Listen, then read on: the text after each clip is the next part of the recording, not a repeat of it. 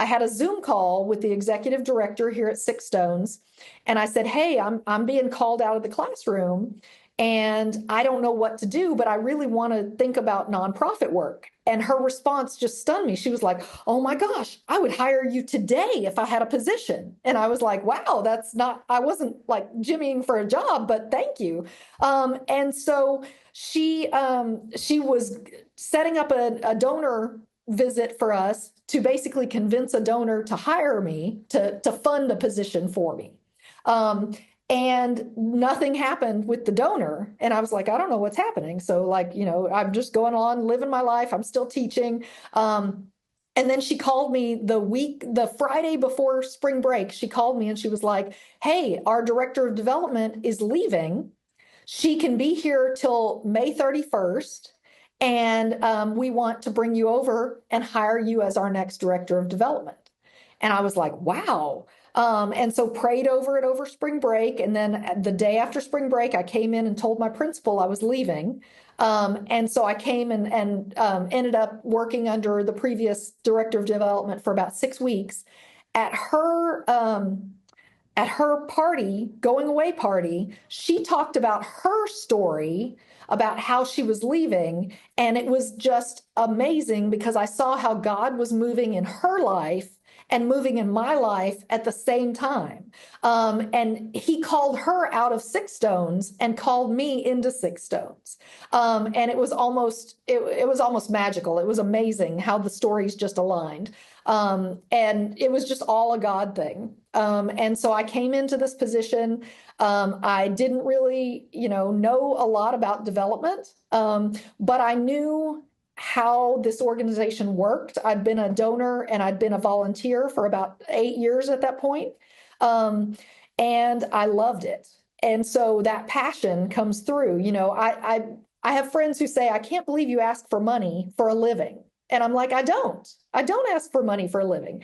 I go out, I share the story of Six Stones, and people want to get involved because they see how we're making a difference in the community. And so that's what I do is I get to go out and I get to be the face in the community and share what we do. And then people say, how can I get involved? How can I volunteer? How can I donate? All of that stuff. So it's because of the favor of God on this organization that I'm able to do what I do.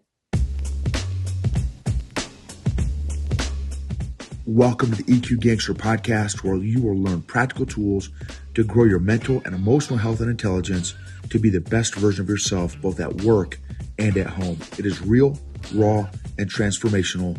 The journey of emotional growth isn't easy, but it's worth it. I believe in you.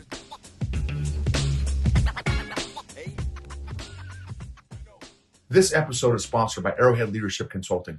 What are your organization's biggest pain points right now? Low EQ leaders, weak managers, toxic culture, high turnover, low engagement, leader development, lagging behind company growth, no company career path. Let us know if your organization needs leadership coaching, workshops, training, or keynotes. Visit arrowhead-leadership.com for more details. Arrowhead-leadership.com. EQ Gangsters, I'm so excited to share our guest with you today.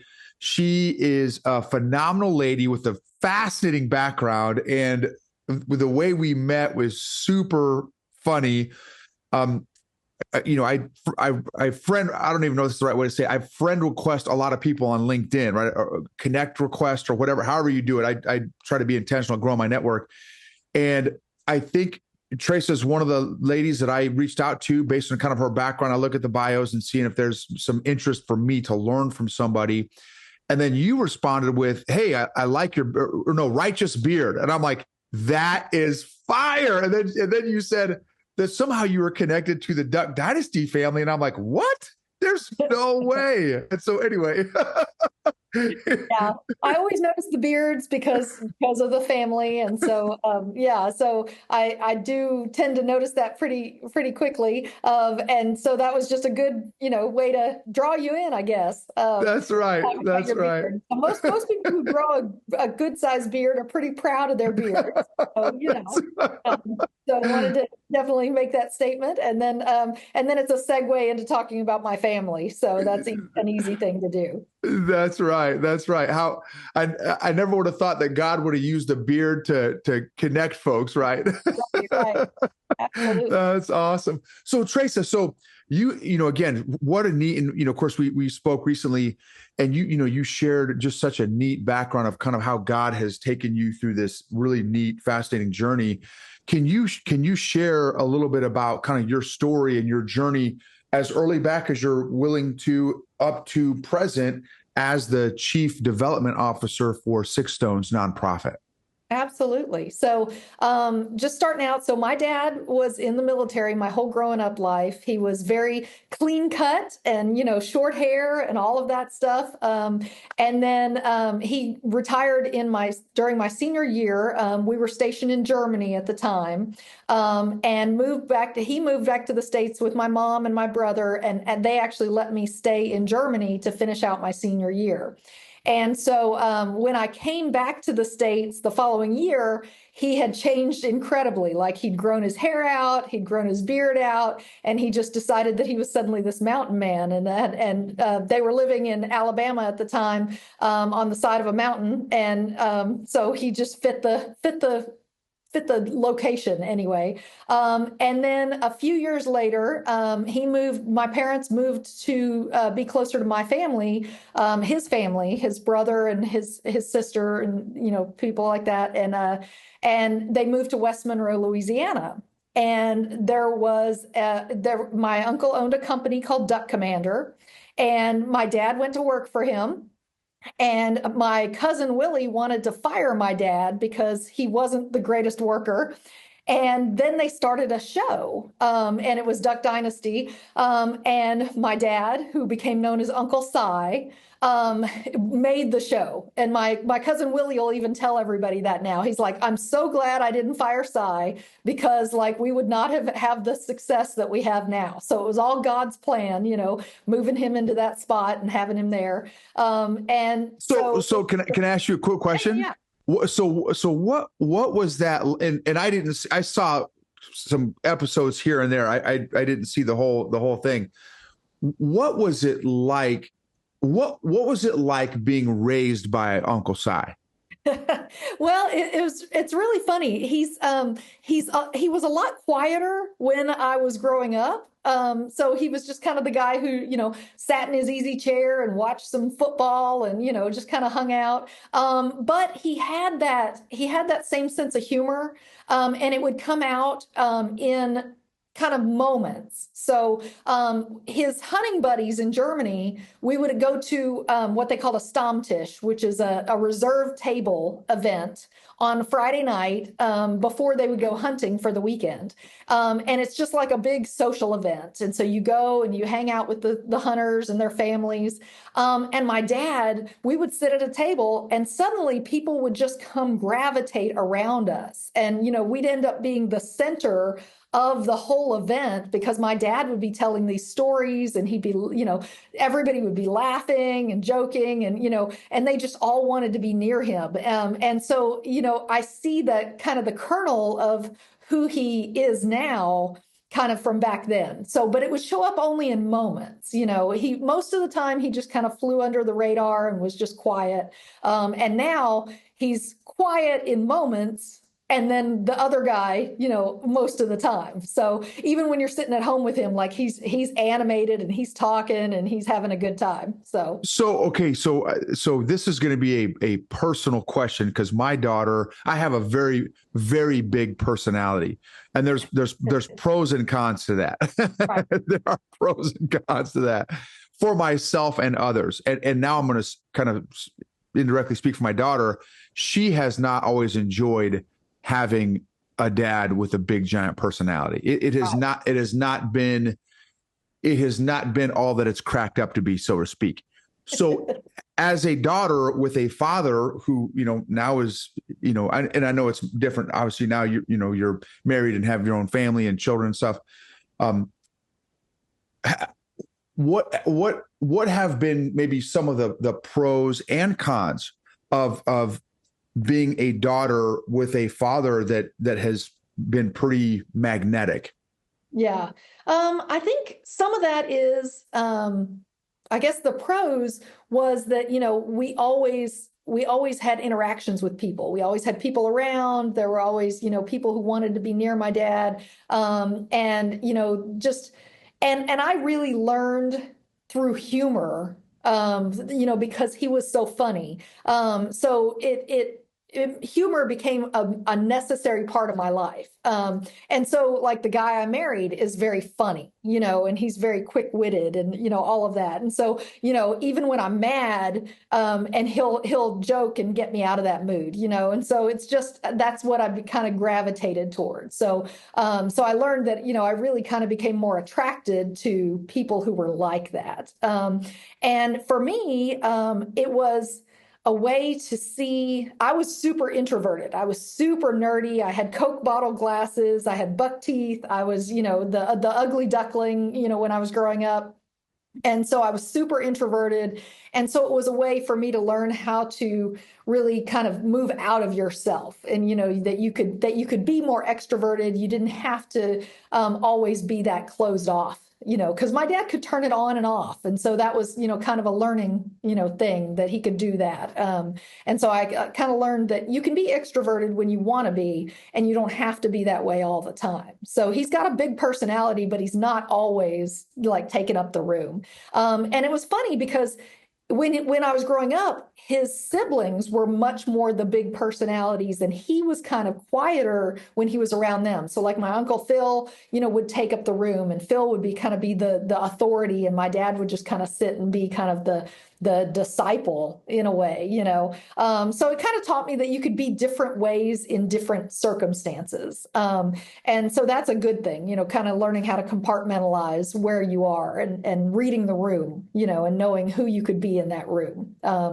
And then, now it's interesting because he is always the biggest personality in the room. So I've had to learn, how to change my aspect of him, which is funny because usually your parents, are the same as they were when you were growing up, for the most part. And so it's kind of funny, dealing with him now. Yeah. What was what was hard for you being you in that family? Oh man. So there's a couple things. One is being a girl. So there's like 29 first cousins in my generation, and 24 of them are boys. And so my grandparents had a sign that said Robertson Boy Camp up on their house. And so the girl cousins and I were like, what are we? Like chopped liver? I guess we're just one of the boys, And so you just learn to do the things the boys did, and you just, played in the dirt, and you just, you went out hunting and you did the things. And so it's just, I look back on that time, and I was really tomboyish growing up. And part of that was that whole environment. But the introverted part was hard being in that family because, they really expect you to be, stand up for yourself and be, advocate. And, if you don't advocate for yourself, nobody's going to do it for you, and so in that family, growing up, it was just, I was a much quieter person. And so, I remember Willie chasing me around with his eyelids flipped up inside, like terrifying me when I was 12, things like that, that I'm like, oh, nightmares, But I think he's one of the greatest guys now as an adult, and so it's just funny the memories you have of people and playing. My family's very, very big in the way they do things. Like, Monopoly was a full contact sport in the Robertson house. Like, it's like full out, you like, if you're moving your character around the board, you're like shoving somebody across, to get them to not touch your guy, and all kinds of stuff. So it was very funny. Which all of our people, we have cousins weekends that I go on. My girl cousins and I actually do a weekend every year where we just hang out together. And we invite some of the newer, some of our first cousins once removed and things like that. So cousins' daughters are now invited to it. And so it's kind of a girl weekend with Robertson women. And it's a really funny conversation about what we remember as kids, and kind of the threads that are the same between generations in our family. And it's very amusing, very, very fun. Oh, I bet. I bet. What a fascinating life experience. How long did it take you to discover who you are? Oh, good question. I was really blessed to have some really great friends when I was growing up. And my mom was very formative to who I am. I remember we were living in Fayetteville, North Carolina. My dad was stationed at Fort Bragg, and you know that place well. And I was always really tall. So I'm 5'9". And so I was like 5'8" in like sixth grade. So I was like really, grew really tall and was really skinny. And I started like trying to minimize myself. I started kind of trying to hunch over and trying to make myself smaller. And my mom had me talk to a lady at church who I adored, and she was 6 feet tall. And she was lovely. And she held herself very regally and just, really embraced who she was. And so my mom said, I want you to talk to this lady, and I want you to see what it's like to be a lady who is tall, and you enjoy her, you think she's great, ask her about trying to minimize herself. And she was just very influential.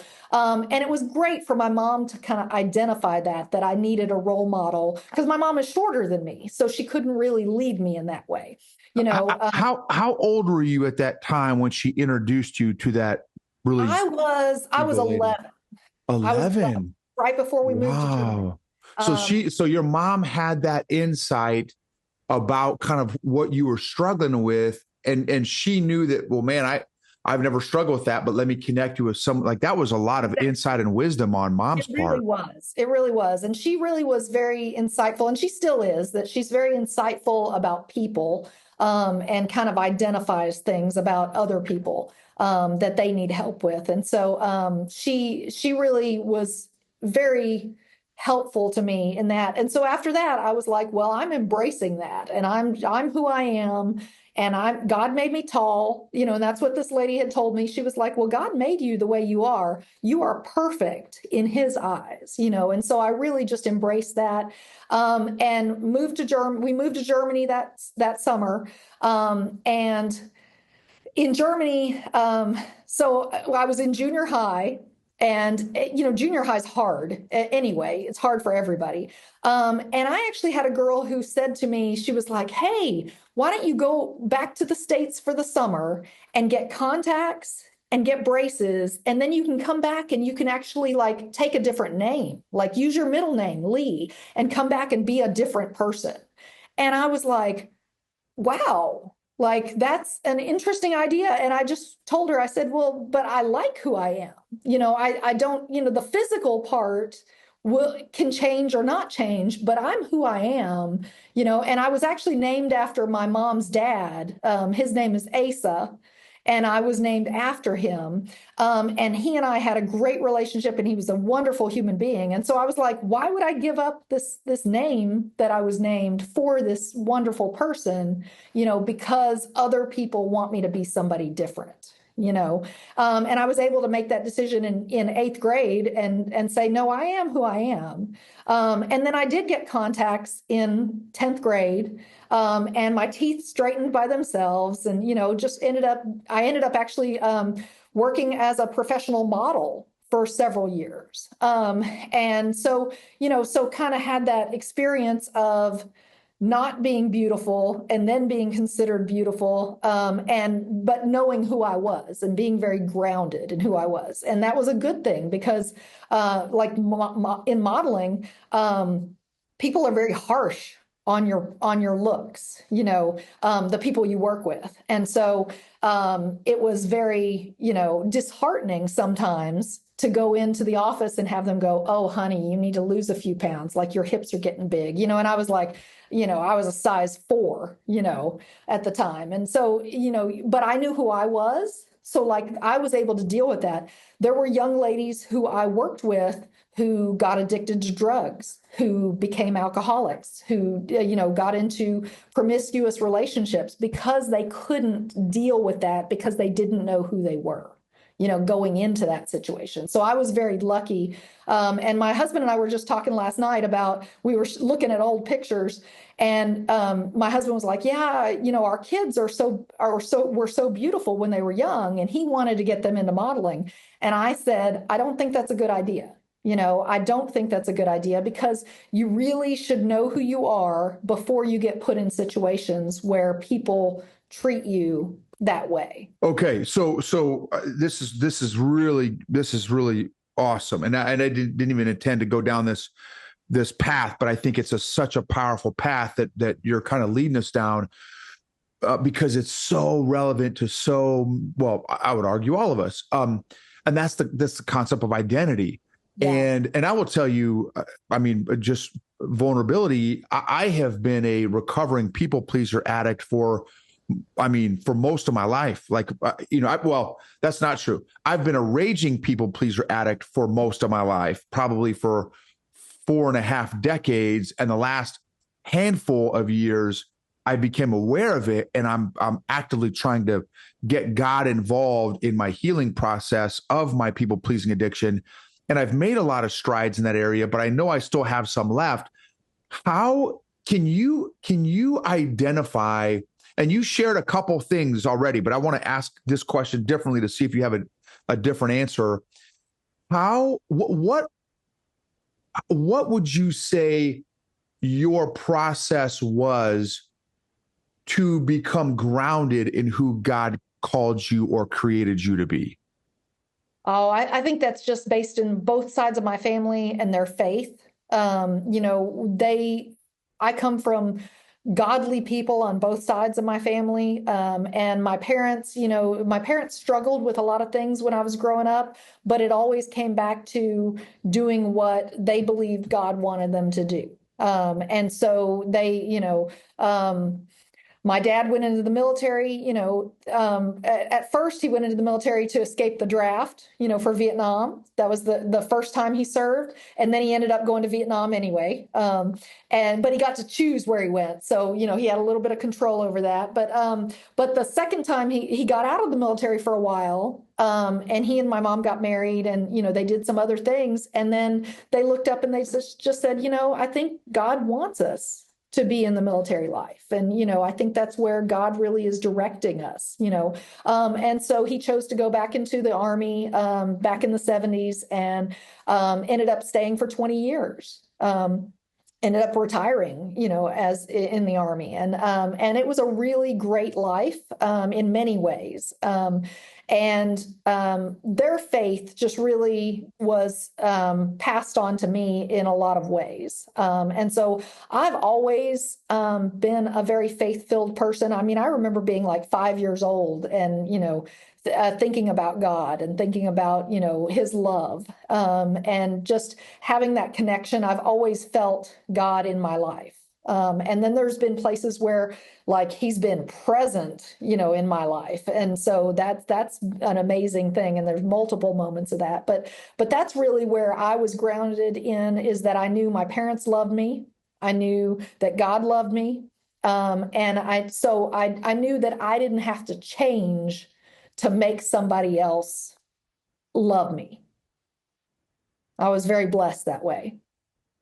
So that's great, and I also love that story about the 6 foot tall lady who helped you.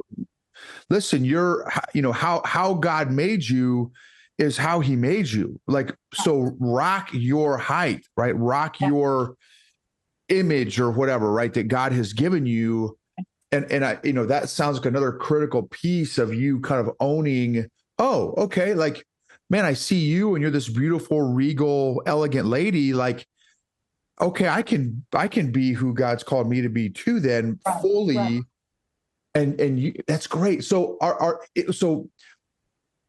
are you teaching your children about their identity in the way that you just described? Wow, good question.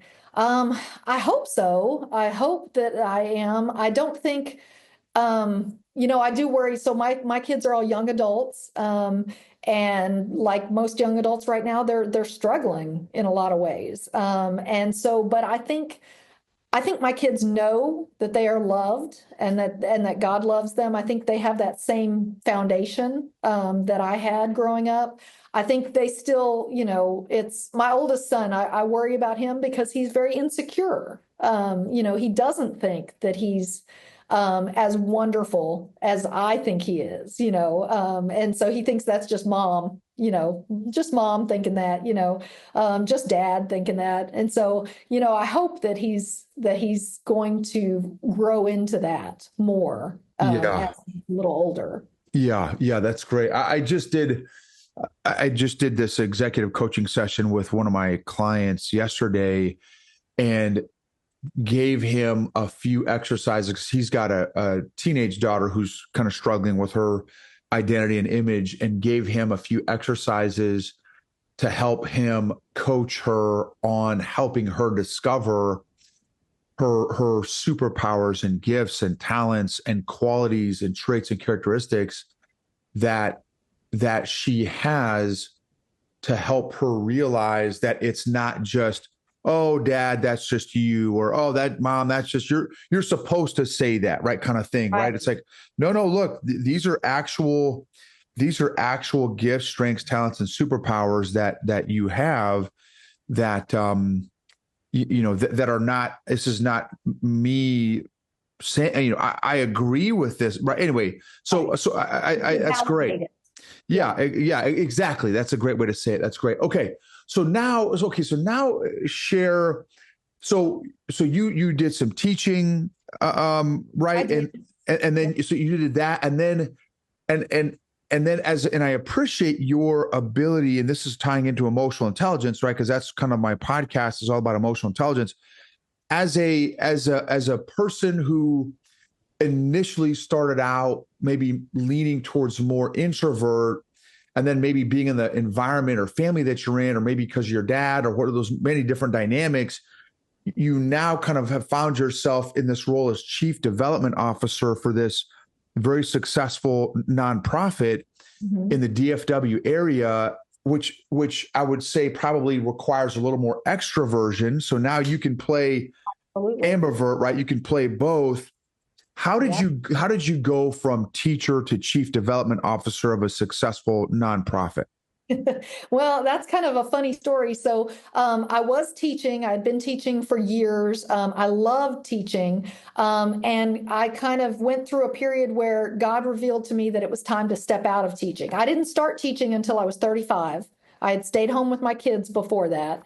And the road to teaching was all God. I didn't want to be a teacher at the time, and thought that that was not something that that people did if they could go out and really do stuff. They weren't teachers, but I was really interested in impact and making a difference in people's lives. And God really showed me that I could do that through teaching, and so I did that for 9 years. And then God called me out of the classroom, and I didn't know where I was going to go, and was kind of in this desert period where I was sending out resumes. I was sending out, doing all the LinkedIn things, doing all that stuff, and getting nothing. I got one interview in over a year, and so it was just this terrible thing. And I'm such a planner. I'm like, God, you told me I should leave, but now you're not giving me a direction. But I was on two nonprofit boards, and I loved the work I did there because it was so impactful. And so I had in January of 2021, we were still doing Zoom calls for almost everything. And so I had a Zoom call with the executive director here at Six Stones. And I said, hey, I'm being called out of the classroom. and I don't know what to do, but I really want to think about nonprofit work. And her response just stunned me. She was like, "Oh my gosh, I would hire you today if I had a position." And I was like, "Wow, that's not, I wasn't like jimmying for a job, but thank you." And so she was setting up a donor visit for us to basically convince a donor to hire me to fund a position for me. Um, and nothing happened with the donor. And I was like, I don't know what's happening. So, like, I'm just going on living my life. I'm still teaching. And then she called me the Friday before spring break. She called me and she was like, "Hey, our director of development is leaving. She can be here till May 31st. And we want to bring you over and hire you as our next director of development." And I was like, wow. And so prayed over it over spring break. And then the day after spring break, I came in and told my principal I was leaving. And so I came and ended up working under the previous director of development for about 6 weeks. At her at her party, going away party, she talked about her story about how she was leaving. And it was just amazing because I saw how God was moving in her life and moving in my life at the same time. And he called her out of six stones and called me into six stones. And it was almost magical. It was amazing how the stories just aligned. And it was just all a God thing. And so I came into this position. I didn't really, know a lot about development, but I knew how this organization worked. I'd been a donor and I'd been a volunteer for about 8 years at that point. Um, and I loved it. And so that passion comes through. I have friends who say, "I can't believe you ask for money for a living." And I'm like, I don't. I don't ask for money for a living. I go out, I share the story of Six Stones, and people want to get involved because they see Wow. how we're making a difference in the community. And so, Wow. so that's what I do is I get to go out and I get to be the face in the community and share what we do. And then people say, "How can I get involved? How can I volunteer? How can I donate?" All of that stuff. So it's because of the favor of God on this organization that I'm able to do what I do.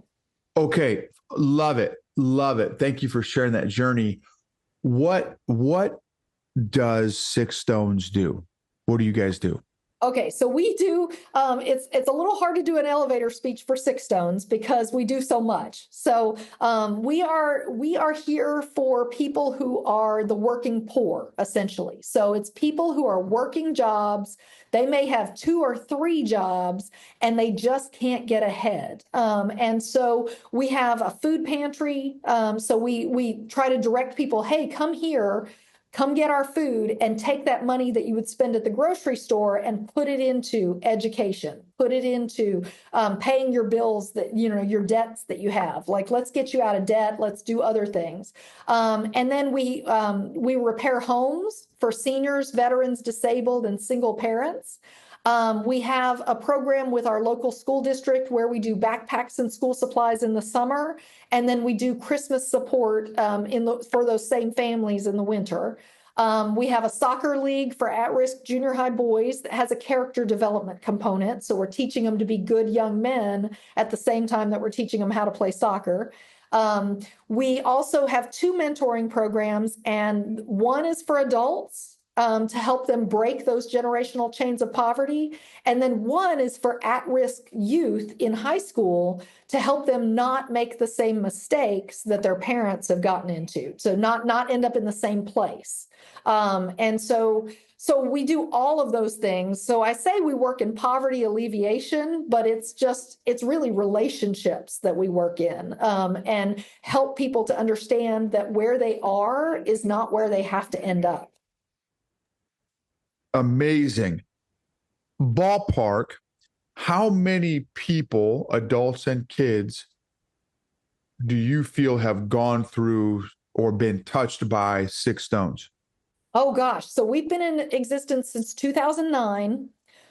We have served over, I would say over 100,000 families. So we've served probably at least 300, 400,000 individuals. That's amazing. That's amazing. What It's a what's the wonderful organization. it sounds like it. What's the most fulfilling aspect of what you do? The most fulfilling part of what I do is really connections. So I view it as I'm connecting donors who have funds, who, have been blessed in life, but they want to make an impact in people's lives. And I get to connect them with people who need things, but who want to move forward in their lives. And so I get to really kind of help both sides. I get to help the side that has the money, but they don't know where to put it to make a difference. And then I get to help people where I actually make the difference, and then they get to move forward. That's awesome. That's great. Okay, that's amazing. Thank you so much, Trace. That has been so neat, kind of hearing your story and the Six Zone story. How do we find you? How do we follow you? How do we websites, resources, all that? Absolutely. So we're real easy to find. We are at www.sixstones.org, and the six is a number. And then on social media, we are on Facebook, Instagram, and LinkedIn, and we are at Six Stones on all of those. So, and it's the number six. Awesome. Any final advice to folks wanting to become all that God has called them to be? So kind of following your journey from your, starting out in your family, military family, and then education, and then boom, chief development officer of Six Stones, and you really being grounded for much of your life, it sounds like. Any advice for those of us that are still seeking, searching who God has called us to be, and seeking to be grounded? Oh gosh, I'd say prayer, and knowing that prayer is not a one-way conversation.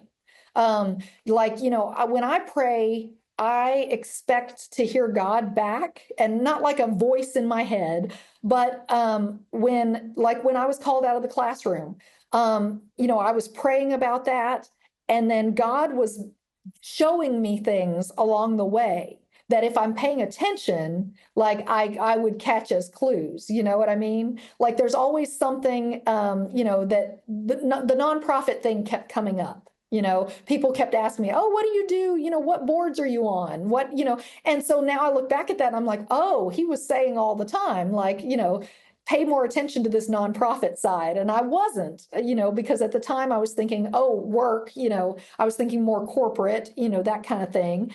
And I just had my way, set, but he was giving me all these clues and all these moments where things, and if something comes up multiple times, I start paying more attention to that. So like if I hear the same Bible verse 3 times in a week, I'm like, okay, God, what are you trying to tell me?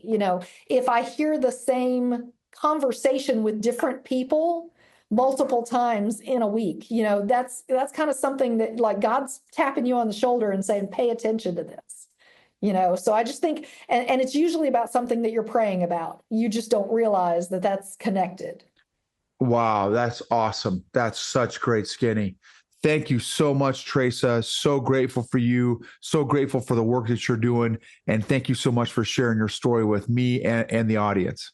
Well, thank you so much, Noble. And what you're doing is incredible. So thank you for what you're doing. And thank you for being open to God changing your heart and changing your way of life as well. Because, that's what we all have to be is just open to that. So to that correction and to that, godly direction.